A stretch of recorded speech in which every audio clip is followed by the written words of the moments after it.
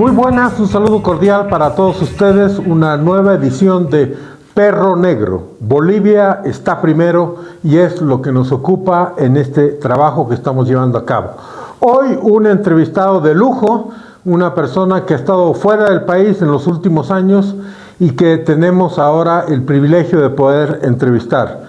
Ex defensor del pueblo, ex rector de la Universidad Mayor de San Andrés, presidente de la Asamblea Permanente de Derechos Humanos durante casi una década, Waldo Albarracín Sánchez. Muy buenas, un gusto de tenerte, querido Waldo. Muy buenas tardes, estimado Chichi, un saludo fraterno para ti y para todo tu equipo y desde luego a la audiencia de quienes nos ven y escuchan. Todo el mundo se pregunta, ¿dónde has estado estos últimos 5 años? ¿Qué ha sido tu vida? ¿Cómo te la has arreglado para estar fuera del país en el marco de lo que a todas luces fue una persecución política en tu contra, que lo han dicho varios organismos internacionales como Amnistía Internacional? ¿Qué ha sido tu vida, querido Waldo? Yo me vi obligado a salir de Bolivia en febrero del 2021, porque ya era muy difícil de afrontar el hostigamiento que se había dado, amenazas de muerte, hechos concretos. Poco antes me habían quemado la casa, etc. Y cuando ya esto se extendió hacia mi familia, entonces, porque en lo personal uno puede aguantar, de hecho, casi gran parte de mi vida aguanté varios contrastes por defender los derechos humanos, pero ya cuando te tocan lo más débil, que es la familia, entonces tuve que salir en el entendido de que saliendo yo del escenario bajaba el hostigamiento a la familia. Y evidentemente fue así.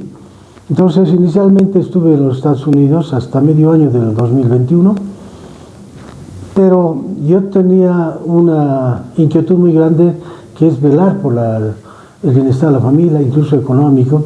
Había perdido mucho dinero justamente con la quema de mi casa. Entonces en esa idea decidí cambiar de destino, trasladándome a Lima, Perú. Me facilitaba más las cosas, el tema cultural, el idioma, la cercanía con el territorio boliviano y la posibilidad fáctica de poder en cualquier momento cruzar la frontera, ¿no?, por alguna emergencia precisamente familiar. Y eso fue que desde julio del 2021 hasta nuestros días yo radico en Lima. Y bueno, pero eso no es suficiente, porque de todas maneras tu corazoncito te llama, la realidad que pasa el país te convoca, y lo que hice es, desde donde estuve, tratar de aportar con algo, con denuncias, con artículos, una serie de pronunciamientos, y además la denuncia internacional, más ya no tanto concentrada en mi persona, sino en el país, ¿no? Y también defendiendo derechos humanos de algunos grupos allá en el lugar donde yo estaba, ¿no? Me preocupaba mucho la situación de los migrantes, especialmente de nacionalidad venezolana, que una diáspora muy gigantesca ha llegado por lados al Perú, casi 1 millón de venezolanos. Sí, al Perú, a Chile, y son situaciones que por la opción de vida que uno ha adoptado de defender los derechos humanos no puede ignorar, ¿no? O el tema de la violencia contra las mujeres, etc. Entonces, tratando de sobrevivir también en lo que más o menos se hace, que es la cátedra universitaria. He estado dando clases en algunas universidades, de hecho sigo haciéndolo en la actualidad, y bueno, en ese contexto siempre estuve también coordinando con entidades como Amnistía Internacional, en fin, otras, para acumular información y plantear denuncias tanto a nivel del país como del continente y del mundo. De hecho, uno es militante de los derechos humanos sobre diferentes temas, ¿no? Lo que acontece en la invasión rusa a Ucrania, el problema de la Franja de Gaza, que es una muerte cotidiana que no nos puede hacer sentir indiferentes. Es nuestro problema, así estemos a millas de distancia. Entonces, Creo que esto es importante en el sentido de que uno, más allá del lugar donde estés, debe seguir actuando en función de la vigencia de los derechos humanos, especialmente los sectores vulnerables. Además, los derechos humanos son por definición un tema universal, ¿no es cierto? Nadie puede decir, aquí golpeamos mujeres y es nuestro derecho, ¿por qué no? Es un tema universal, claro, que eso no se puede hacer. Es de incumbencia de todos y es obligación de los estados tomar los recaudos para que en el territorio de cualquier gobierno los ciudadanos que viven allá, independientemente de su nacionalidad, sean del lugar o hayan llegado a ese lugar, hay la obligación de tomar las medidas pertinentes para que se resguarden los derechos humanos. Y claro, en esa inquietud también la preocupación por el país, por lo que va pasando, por lo que la situación política. Y claro, no descubro nada hoy día, ya en el 2025, al decir que vivimos en una dictadura. Seguramente no es una dictadura de las botas, pero de distorsión de los votos, ¿no?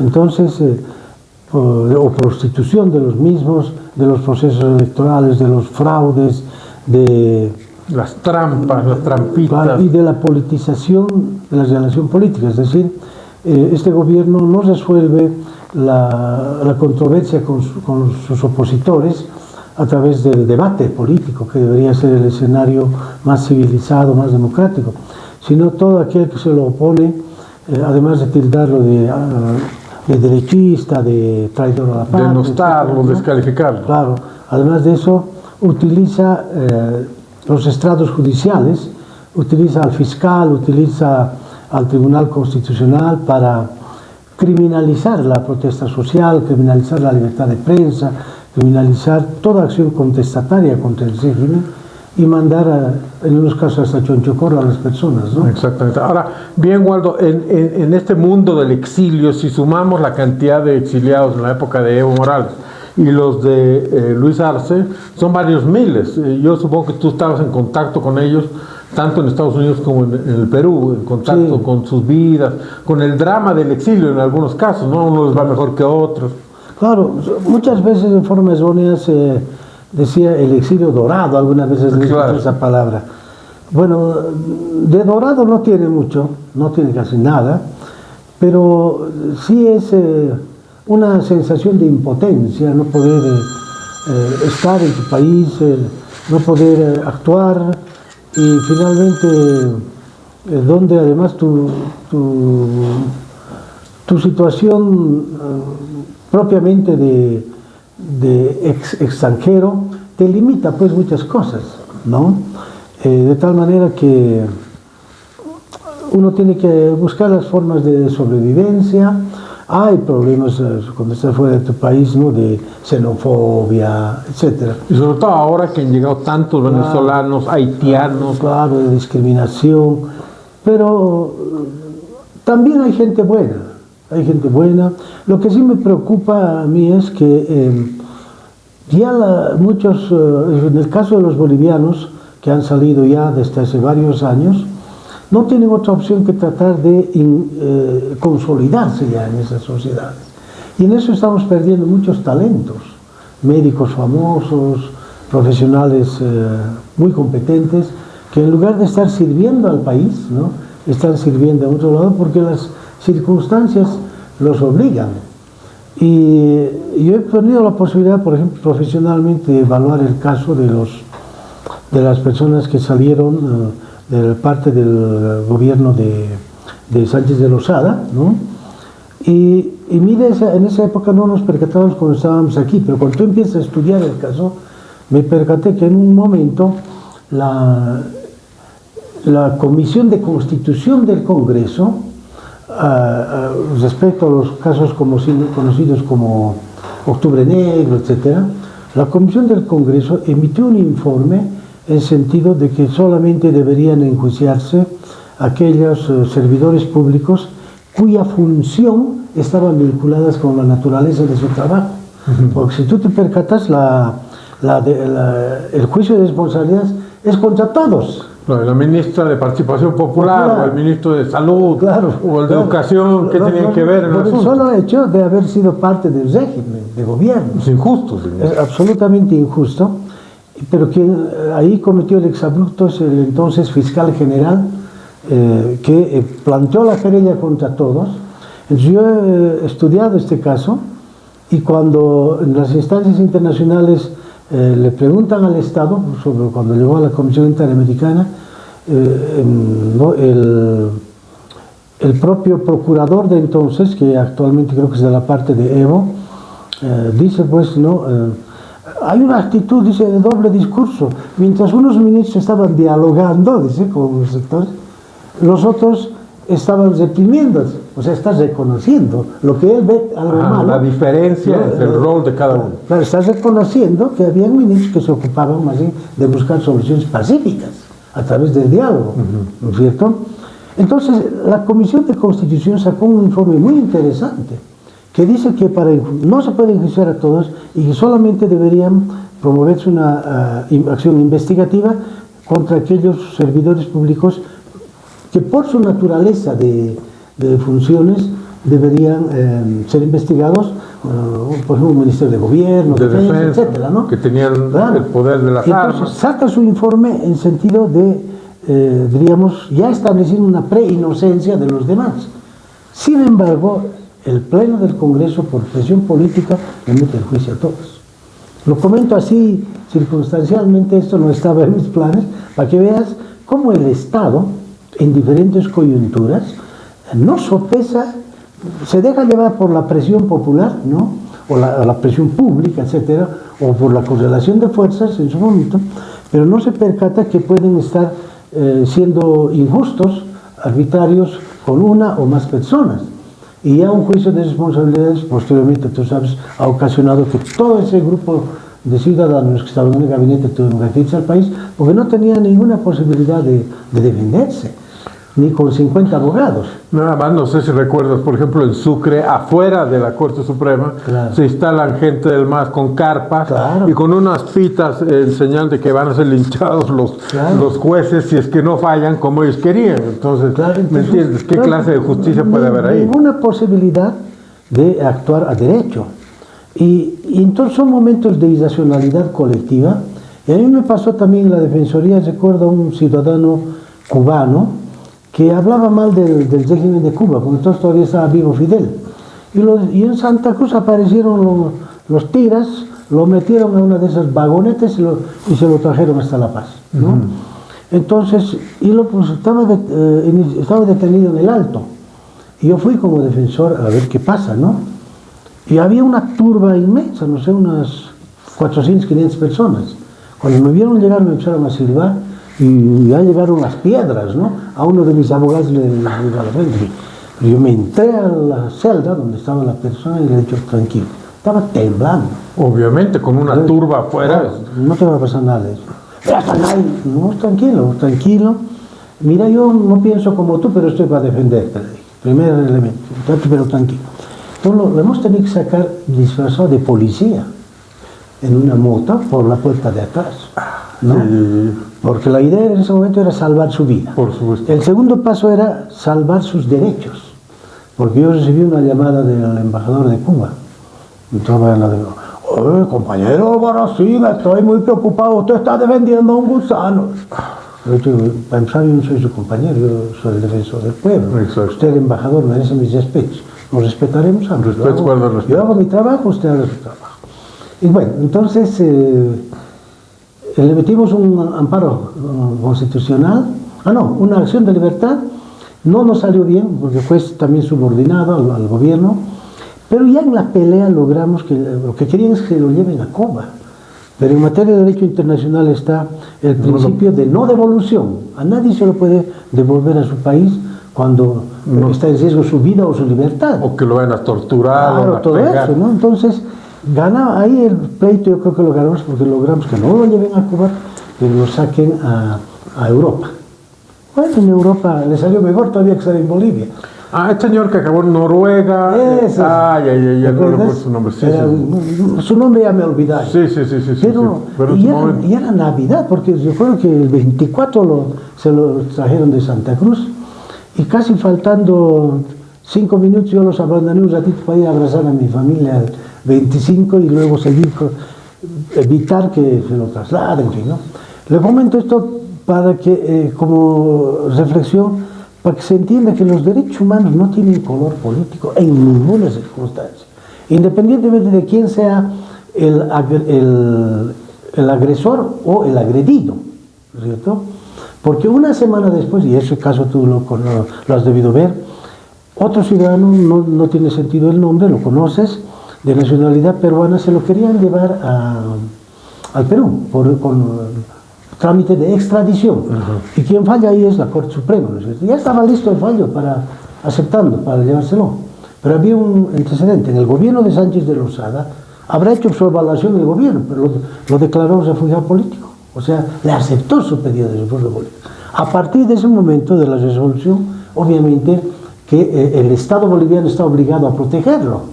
Entonces no lo puedes devolver bajo el mismo principio de no devolución.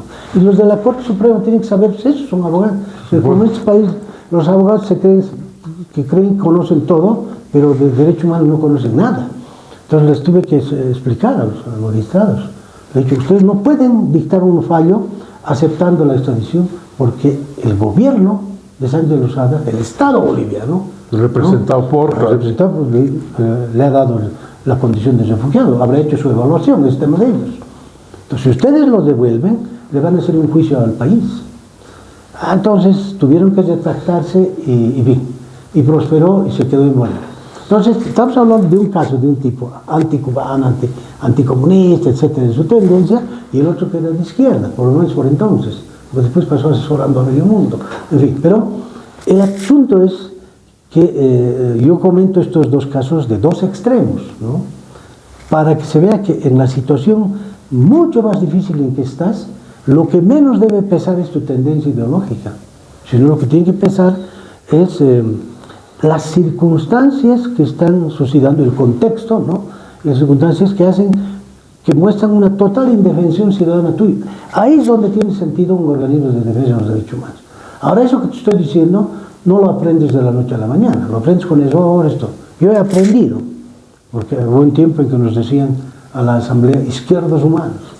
No está aprendiendo, o sea, pero llega un momento en que te convences de que los derechos humanos no deben tener color político. Bueno, francamente yo me siento muy orgulloso de decir a propósito de esto que del 93 al 97 yo fui miembro de la Comisión de Derechos Humanos de la Cámara de Diputados, que nos premió la Asamblea justamente, porque yo era del oficialismo, Juan del Granado también lo era en esos días, aunque era un partido aliado, pero vimos caso por caso, como tú lo estás diciendo, o sea, no importa que te sea del partido o no del partido, el tema es si sus derechos humanos fueron violados o no. En todo caso, ya han pasado 5 años de tu partida. ¿Cuál es tu mirada sobre lo que ocurre en el país hoy a este nivel? ¿Y cuál es la situación, digamos, tanto en los derechos humanos y pues después podemos entrar a nivel de la institucionalidad, de la justicia, de todo lo que está ocurriendo en nuestro país? Preocupación porque uno debería, si bien no tenemos por qué perder la esperanza, pero todo lo acontecido hasta ahora me genera una inquietud muy grande. Primero porque no hay indicios de que la dictadura pueda encontrar un plazo perentorio. No lo veo así, ¿no? Pero no es por las virtudes de la dictadura, sino por los errores de quienes se le oponen, por los que se jactan de democráticos. Hablando más claro, si bien hoy día ellos se han mostrado una confrontación interna, si tú te has percatado, no se dividen por diferencias ideológicas, ellos no. Ellos están divididos por la disputa del botín, por los espacios de poder, por las rutas del narcotráfico, etc. ¿No? Se dividen, en otras palabras, por quién tiene más posibilidades de acaparar poder.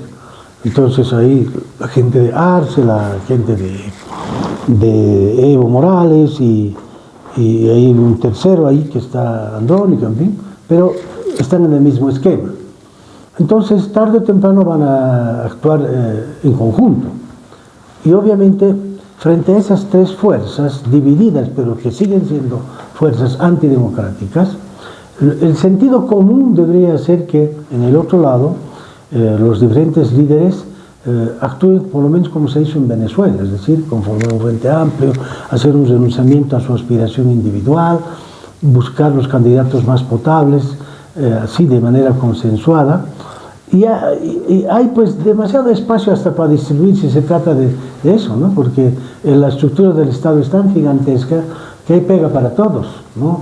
Embajadas, ministerios, etc. Entonces, no encuentro yo motivos para que tengamos una serpentina de candidatos, creo que son como 8 o 10, ¿no? Pongámosle 8. Si tú haces un cálculo sencillo, cada uno agarrará un 12%, así solos, ¿no? Unos más, unos menos, pero esa atomización del potencial electoral de las fuerzas democráticas le abre las puertas de par en par a la continuidad de la dictadura. Así están ellos en este momento confrontados. Entonces, ¿cómo no percatarse de esa situación, de portarse a la altura de un pueblo? Porque de todas maneras hay una diferencia cualitativa entre lo que hace la sociedad civil, luchando desde hace tiempo, ha luchado por el 21F, ha luchado contra el fraude, etc., ¿no? En varios escenarios, pero fue sociedad civil. Y la sociedad política, en lugar de ponerse a la altura de esa sociedad civil, está en otra. Claro, está en otra y sigue aprovechando la coyuntura para perfilarse. Sí, unidad, pero yo soy el main, yo soy el number one, etc., ¿no? Debajo de mí cualquier cosa, eso te están diciendo. Yo en algún momento parecía una luz al final del túnel cuando vi una conferencia de prensa donde aparecían varios líderes y bueno, decían, conformó un frente de unidad. Pero creo que a los 3 días ya estaban peleando. Y entonces, y con una guerra de baja intensidad muy peligrosa, guerra sucia, etc. Entonces yo creo que no aprenden de la lección dura que nos ha dado.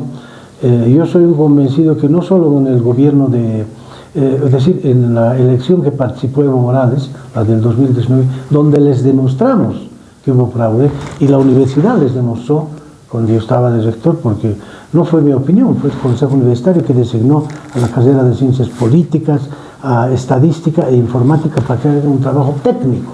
Y el trabajo técnico demostró el fraude y se lo entregamos a los auditores de la OEA. Ellos también acumularon su propia información, pero salió.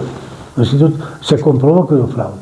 Entonces, todo eso lo hizo la sociedad civil, no es mérito de la sociedad política. Lo único que tenía que hacer la sociedad política es, en mérito a ese sacrificio de los de abajo, garantizar un frente amplio, ya para entonces. Yo te decía que soy convencido que no solo en la elección del 2019 hubo fraude, sino también en favor del señor Arce Catacora. Pero lo que pasa es que ellos sí aprendieron, porque lo hicieron tan burdo su fraude del 2019 que en la siguiente elección lo hicieron con tecnología de punta, casi imposible de demostrarles.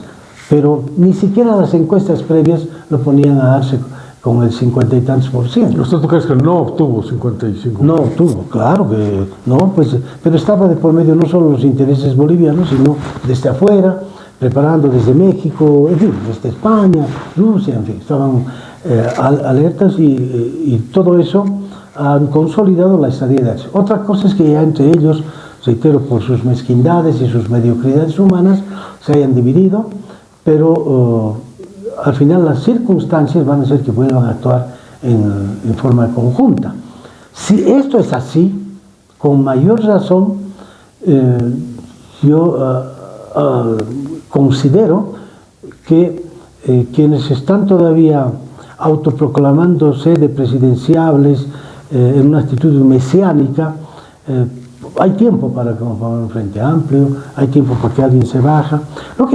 Lo que pasa es que alrededor de cada líder, más allá de la idolatría de cada uno de ellos, pongamos que hay unos 100 personas, su periferia, ¿no? Su entorno. Claro, esos entornos quieren ser diputados, senadores, estar en la franja de seguridad, quieren ser embajadores, en fin. Esos también son los que le presionan a su líder y le dicen, no, tú eres el número 1, no te bajes, le haces daño al país. No le dicen, yo también a tu lado quiero un cargo, ¿no? Entonces yo interpelo también a esas periferias, a esos entornos, porque tienen su cuota de responsabilidad. Y al final nos están perjudicando a todos, porque están creando las condiciones para que la dictadura del narcotráfico continúe por lo menos unos 10 años más. Ellos sí son pragmáticos, ellos sí son, aciertan en lo malo, ¿no es cierto? Porque ellos son, yo diría, malos para lo bueno y buenos para lo malo. Ese es el criterio que yo tengo del MAS, ¿no? Para robar, para reprimir, para mentir, violar. para eso son buenos, Ya. ¿no? Pero además para garantizar su impunidad sobre una sus gran fechorías, definición, ¿no es cierto? Son buenos, en el sentido negativo de la palabra bueno. Entonces, si esa es la calidad humana de nuestros adversarios, ¿cómo no se les va a ocurrir a estas alturas ya decir, por mi egoísmo no puedo destruir un país? Entonces, mayor grado de responsabilidad y cargo de conciencia posterior lo tienen que tener con el tiempo quienes están en el lado democrático. Porque al final nosotros están cumpliendo su rol. Ellos no creen en la democracia. Están Y ellos creen que... haciendo de malos que Claro, son. claro, ellos son pragmáticos, siempre lo han dicho. No pasa a ser, garantizar el proceso de cambio, tenemos que ejercer un control de todo el Estado. Aquí, ¿cuál independencia de poderes? ¿No es cierto?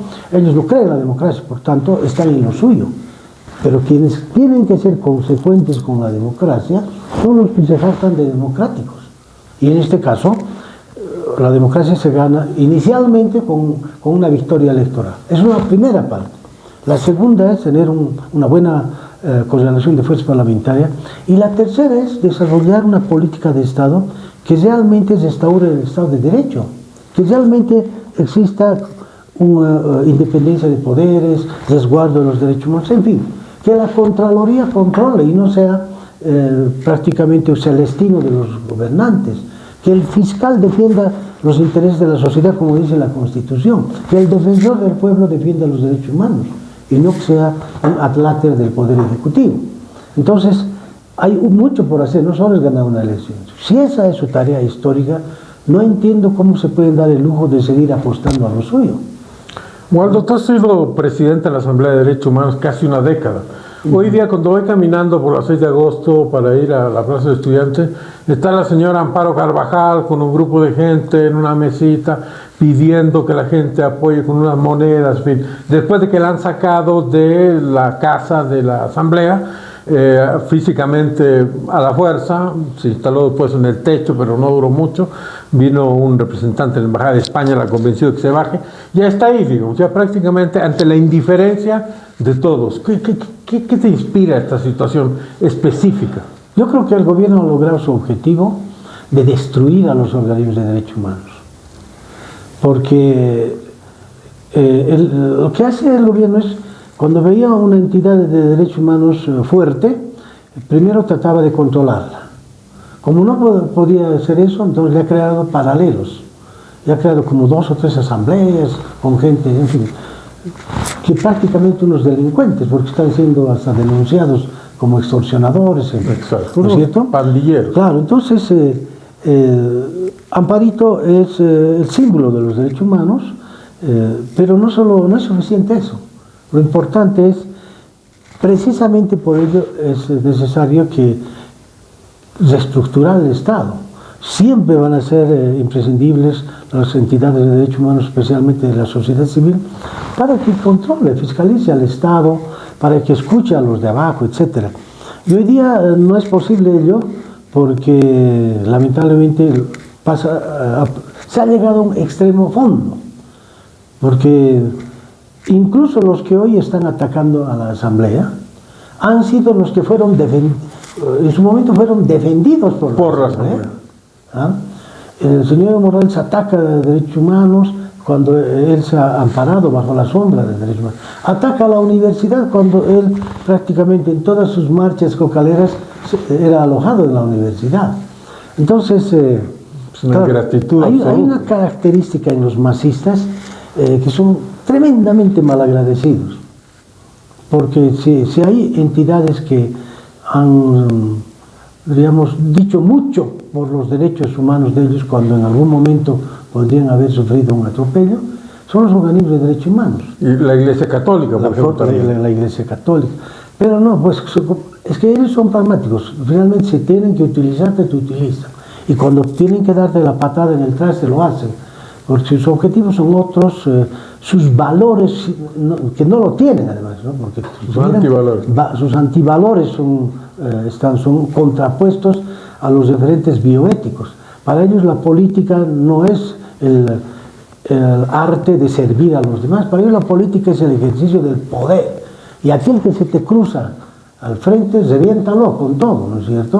Si no puedes matarlo, lo suicidas, ¿no es cierto? Hay varios casos, literalmente. Lo suicidas, o finalmente lo matas civilmente, es decir, tratas de desprestigiarlo a través de sus guerreros digitales, pero lo ponen por los suelos, ¿no? Y tomando algunas referencias del nazismo, ¿no? Miente que algo queda. Entonces le dan con todo a la persona. O finalmente le llenan de juicios, como el caso del ciudadano Aramayo, Marco Antonio Aramayo, hasta ocasionar su muerte. En consecuencia, hay muchos testimonios de actitud inhumana, de crímenes de lesa humanidad, que en algún momento se van a saldar en una instancia judicial imparcial. Pero mientras tanto, yo creo que no deberíamos perder mucho tiempo. Y en este momento es la oportunidad para, por la vía democrática, desplazarlos del poder. Y para eso, claro, es absolutamente incomprensible lo que dije hace un momento hasta el cansancio. No se explica cómo pueden haber 8 o 9 candidatos opositores, pensando cada uno que creen que le van a ganar al más, sin tomar en cuenta que ninguno de ellos le va a quitar un solo voto al espacio electoral consolidado que ellos tienen. ¿Qué quiere decir eso? Los cocaleros no van a votar por ningún candidato de la oposición. Los cooperativistas mineros, que son empresarios con casco, no van a votar por ellos. Los transportistas, que igual son privilegiados, no van, en fin, y así. Y los funcionarios públicos, que están resguardando su pega. Ahí nomás hay un porcentaje importante. ¿Qué candidato de oposición le va a quitar ese voto? Ninguno. Lo que significa que si bien juntos podrían incluso llegar al 50%, separados, cada uno no va a pasar ni siquiera el 15%. Y le van a abrir las puertas a la dictadura para que continúe. Ese es un daño al país que le están haciendo. Por eso, repito lo que dije hace rato. No tenemos por qué evaluarlos a los del MAS porque ellos apuntan a lo suyo, a lo malo. Pero si la oposición dice que ser democrática, actúen en favor de la democracia. Y una forma es conformar un frente amplio, fuerte, que tenga la capacidad no solo de ganar la elección, sino de controlar el posible fraude. Porque este gobierno controla al órgano electoral y ahí está el peligro del fraude. No, el tema del control electoral, por ejemplo, son 26,000 mesas que hay en todo el país, tiene que haber por lo menos 2 personas por mesa. Claro. Es un ejército que se tiene que armar para controlar la transparencia del voto. ¿Tú tienes la oportunidad de hablar con algunos líderes de la oposición o no has podido? Digamos? He recibido algunos contactos, ¿no? de candidatos a través de otras personas, para auscultar mi criterio. Y yo les he dicho lo que te estoy comentando. Porque en lo personal no tengo ningún interés, obviamente, en sentido electoral, pero sí mi interés patriótico y democrático es de que apostemos a un frente amplio, independientemente de quién salga como candidato. O sea, yo tengo la idea de quién podría ser, pero se supone que debería ser uno de ellos, ¿no? Y todos apostar a esa candidatura, a esa fórmula, y hacer causa común y controlar, acumular actas por mes. En la única vez que le hemos ganado juntos al MAS ha sido en el 21F, porque el pueblo tenía 2 opciones, ¿no? Claro, el sí o el no. Y como los que buscábamos el no, teníamos una sola consigna, entonces ahí entramos todos.